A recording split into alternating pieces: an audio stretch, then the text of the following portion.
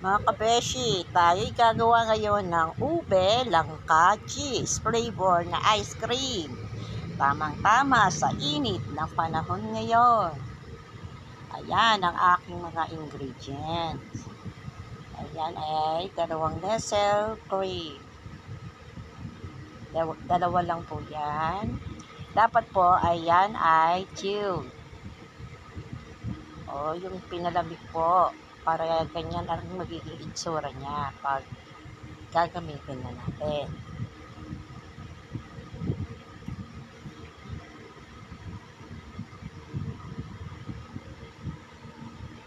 Yan.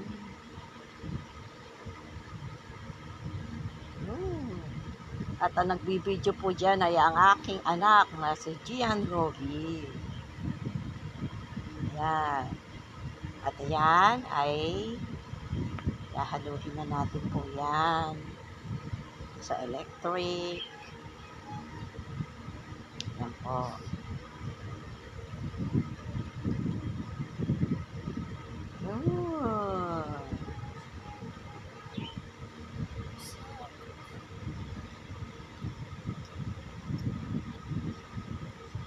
Pa-stop pa po ako dyan gawa ng napipindot ko ang off. Kaya po ay papatay-patay dyan. Ayan po. Napapress ko po kasi ang off. Kaya namamatay. At ayan ulit. Inulis na po. Ayan na po yan. Yan. Kailangan po natin yan aluhin para po ay maging double po ang ating magdodoble ang ating Nestle cream. Yan. Hanggang makuha na natin ang dapat na consistency ng Nestle cream. Ayan po. Haluhin lang po natin mabuti, mga kabeshi. Yan.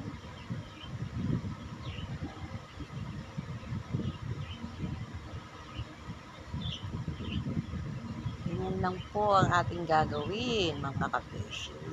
Simpleng-simple at madaling gawin. Okay. At naglagay na ako dyan ng ube. Yung milk, condensed milk po. Ube condensed milk. Jersey ang tatak po. Yan po yan. Yan. Hindi na po ako naglagay ng another. Yung condensed milk na puti. Yan lang po. Yung ube condensada. Yan po. Yan. Haluhin na po natin para ma-mix. Yan. Ganyan lang po. Naglagay din po ako dyan ng konting ube, colorful flavor, ube flavor. Para maging ubing-ubi siya. And then, nag-add ako ng langka. Ayan po yan. Langka. Ayan. Haluhin ulit. Haluhin mabuti para ma-absorb ang lasa ng langka. Hindi po. Yan. At isusunod na natin dyan ang ating cheese. Grated cheese po yan. Parang malasa ang ating ice cream. Yan po, halo-haloin na.